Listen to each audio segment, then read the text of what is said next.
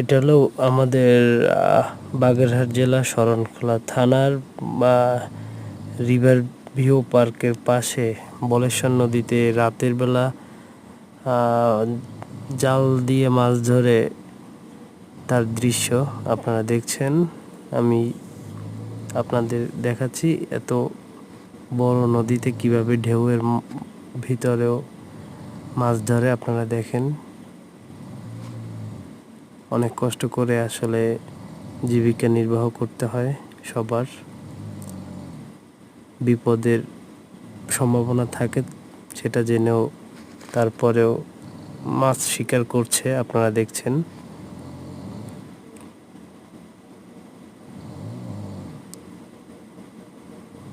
অপেক্ষা করুন, দেখবেন কতগুলো মাছ পায়।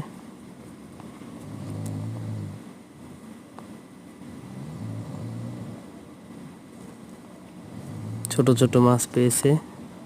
আসলে রাত্রে ভালোভাবে আপনাদের দেখাতে পারলাম না। ধন্যবাদ।